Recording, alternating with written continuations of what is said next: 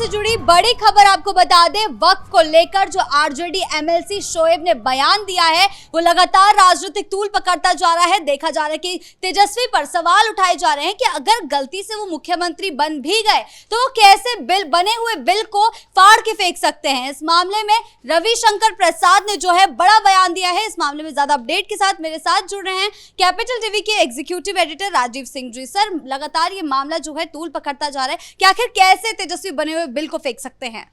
देखिए, समझ में नहीं आता है कि तेजस्वी को जब लोग कहते हैं कि नवी फेल हैं तो सिर्फ तेजस्वी तक की बात नहीं रह जाती है। इनके जो नेता हैं, जो कारी शोएब ने जो बयान दिया है, तेजस्वी के साथ ही बयान दिया है, तेजस्वी मंच पे ही थे उसी समय बयान दिया, तो क्या इस पार्टी के सारे या इस तरह के बयान देने वाले सारे के सारे अनपढ़ ही हैं क्या? नवी फेल ही हैं क्या? केंद्र सरकार जब लोकसभा और राज्यसभा के माध्यम से कोई बिल लाती है, पास करती है बिल, तो उस बिल को राज्य सरकार के वश की बूते की बात है क्या कि वो बिल फाड़ देगा या बिल को निरस्त कर देगा? संसद द्वारा पास किए गए किसी कानून को सिर्फ और सिर्फ संसद ही रद्द कर सकती है। लेकिन ये बंदा कैसे बोल रहा है? क्योंकि लोगों को गुमराह करना है। और ये इस समय जो अपने आका जो तेजस्वी यादव को राजद के जो कुछ नेता हैं जिस तरह से देख रहे हैं, लगातार बड़े बड़े बयानबाजी, जिस तरह से झूठे वादे और भाषणों में जो वादे दिख रहे हैं, तो उनको लगा कि शायद हम भी कुछ दो चार चीज़ बोलें और हमारे नेता यहीं खड़े हैं तो ये वाहवाही भी हो जाए। लेकिन वो क्या बोल गया, अब उसी को लेकर पूरा बवाल उठ रहा है। रविशंकर प्रसाद ने बहुत ही तीखा बयान किया इनके ऊपर, क्योंकि यही उन्होंने कहा कि संसद ने जब पास किया है तो ये कैसे कर सकते हैं। तो देखिए, एक बड़ी बात क्या है कि वक्फ कानून क्यों लाया गया। 1995 में कानून तो था ही, वो इसलिए लाया गया कि जो अभी इनके आका हैं राहुल गांधी, उनकी सरकार ने 95 में किसी खास समुदाय को खुश करने के लिए और उसी समुदाय में कुछ जो वंचित तबके के लोग हैं उन लोगों को दबाने के लिए जो एक कोशिश की गई थी, उनको बचाने के लिए उसके खिलाफ कानून को बीजेपी गवर्नमेंट लाई।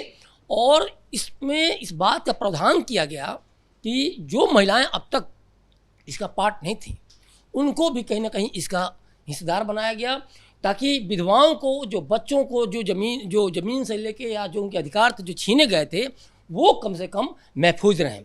उसके अलावे देखिए, वक्फ कानून है क्या, इस्लामी कानून क्या कहता है कि जो धर्म के लिए या धर्मार्थ अगर आप अपनी संपत्ति देते हैं तो चलिए वो जस्टिफाइड है, लेकिन आप किसी की संपत्ति को हड़प लें, किसी विधवा की संपत्ति को हड़प लें, गांव की संपत्ति को हड़प लें, आप किसी सरकारी मेट्रो को लेके या फिर वो पार्लियामेंट की बात हो, पार्लियामेंट पे अपने दावे फिक्स करने लगे। वक्फ कानून में क्या होता था, यही कहते थे कि ये गांव मेरी हो गई तो बस वो मेरी हो गई। आप दावे भी नहीं अपने वो कर सकते थे, कोर्ट में भी नहीं जा सकते थे। आप वहाँ जाते तो आपको कोई सुनवाई नहीं होती। क्यों? क्योंकि इसके अंदर ही वक्फ कानून के तहत जो एक था पहले कि ट्रिब्यूनल इनके अंदर था। मतलब देखिए, हमारा मामला है और हम सुप्रीम कोर्ट में नहीं जा पाएंगे, हाई कोर्ट में नहीं जा पाएंगे, हम कहाँ जाएंगे? जो मुस्लिम कानून के तहत जो ट्रिब्यूनल है उसके अंदर ही उनकी सुनवाई होगी। लेकिन राजद इस तरीके की टिप्पणी देके क्या साबित करना चाहते हैं? देखिए, राजद का क्या है, जंगल राज इसकी सगल है, इसका स्वरूप है। और देखिए, ये जो कारी शोएब ने जो बोला है ना, इसका बहुत ही बड़ा असर होने वाला है और इसीलिए लगातार विरोध हो रहा है, लगातार एनडीए हमलावर है। एक बात समझिए, राजद का कार्यकाल या लालू का कार्यकाल क्यों बदनाम रहा? जंगल राज के लिए। जो चाहे वो मुस्लिम हो, चाहे हिंदू हो, या फिर चाहे किसी जाति धर्म के हों, उनकी ज़मीनें हड़पने के लिए, ज़मीन दो, नौकरी लो, या फिर वैसे भी दादागिरी करने के लिए जो मठाधीश थे, उस तरह के लोग, जो गरीब तबके के लोग थे, जो शोषित थे, वंचित थे, उनके ज़मीन को हड़प लेने के लिए बदनाम रहा।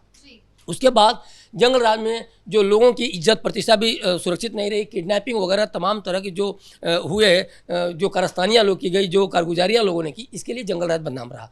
लेकिन जैसे ये बंदा कहता है कि वक्फ बिल फाड़ देंगे, तो अब सोचिए मैसेज कहाँ जा रहा है। मैसेज जा रहा है कि फिर से जंगल राज लौटेगा, और जब जंगल राज आएगा तो कुछ खास जाति, कुछ खास धर्म के लोग उसका फ़ायदा उठाएंगे। और उसमें भी सारे लोग नहीं, क्योंकि देखिए, इन लोगों ने कुछ खास जातियों को बदनाम तो किया, कुछ खास धर्म के लोगों को बदनाम तो किया, लेकिन अभी जो पढ़े लिखे हैं, जो समझदार हैं, कभी भी खासतौर पर महागठबंधन, खासतौर पर राजद के साथ नहीं आना चाहते हैं, क्योंकि उनको पता है कि कुछ लोगों की का शासन रह जाता है और वो अपनी मनमानी करते हैं, वो तहस नहस सब कुछ कर देते हैं शासन में आने के बाद। और इसीलिए ये जो कारी शोएब है, ये बंदा बोल रहा है कि हम बिल फाड़ देंगे, क्योंकि वो चाहता है फिर से जंगल राज वापस लाना, वो चाहता है फिर से ज़मीनों को हड़पना, वो चाहता है फिर उन विधवाओं को, जब विधवाएं लाचार हों तो उनके ज़मीनों को का हक मार लिया जाए, उन बच्चों को किडनैप करना, जो बच्चे स्कूल से आते थे और घर नहीं पहुँच पाते थे, फिर से वो फिरौती, अपहरण। तो इसीलिए कारी शोएब ने इंडायरेक्टली इशारा कर दिया। और एक बड़ी बात मैं ये कह रहा हूँ, क्या ये बिना तेजस्वी के उकसावे की उसने बोला? क्योंकि तेजस्वी अगर वहाँ है और कारी शोएब जैसा एमएलसी, क्या उसकी औकात है? और वो बंदा ये बोल रहा है, तो सिंपल सी बात है कि तेजस्वी ने क्या कारी शोएब को उकसाया था? और क्या एक मुस्लिम एमएलसी से बयान देकर उन्होंने एक पूरे माहौल को ख़राब करने की कोशिश की, या फिर कुछ खास समुदाय के वोट बैंक को साधने के लिए, लेने के लिए उन्होंने कारी शोएब जैसे मुसलमान नेता से बयान दिलवाया? ये मामला देखिए बहुत गंभीर है, क्योंकि वहाँ ये मैसेज देकर ख़ास तौर पे ये उस पर्टिकुलर समुदाय को खुश करना चाह रहे हैं। चूँकि देखिए एक चीज़ और भी है, राजद का कोर वोटर है मुस्लिम और यादव, और इसीलिए ये उच्छृंखलता कारी शोएब ने की। और मेरा अपना जो वो है कि कहीं ऐसा तो नहीं कि तेजस्वी ने पहले उसको उकसाया, तुम ये बयान दो, तुम एक मुस्लिम हो। देखिए मैं ये बात क्यों कह रहा हूँ, इसके पहले भी चाहे वो राहुल गांधी के मन से, राहुल गांधी जाने के बाद या कुछ भी, जब एक पीएम मोदी की माँ को गाली दी गई थी तो उस समय भी एक मुस्लिम ही था। तो ये जो चीज़ें लगातार किया जा रहा है, जो इनको डर दिख रहा है कि अब हम हारने वाले हैं, तो ये बड़ी बात है कि इसमें जो 18% बिहार के मुस्लिम हैं, उनके वोट को हथियाने के लिए, उनके वोट को लेने के लिए एक मुस्लिम नेता से ये बयान दिया जाता है वक्फ बिल पे, और एक मुस्लिम नेता से राहुल गांधी के समय में भी पीएम मोदी की मां को गाली दिलवाई जाती है कि किसी तरह से ये 18% उनको हमको मिल जाए। दूसरी बात एक चीज़ और है, जब पूछा जाता है कि 13% वाला यादव सीएम बनेगा, 2% वाला वीआईपी का मुखिया जो है वो डिप्टी सीएम बनेगा, और 18% वाला दरी बिछाएगा, तो यहाँ उनकी घिघी बन जाती है। आज सुबह भी प्रेस कॉन्फ्रेंस में जब उनसे पत्रकारों ने सवाल पूछा कि आप मुसलमानों को सीएम और डिप्टी सीएम बनाने पर क्या बोलेंगे, पूरी बात टाल गए।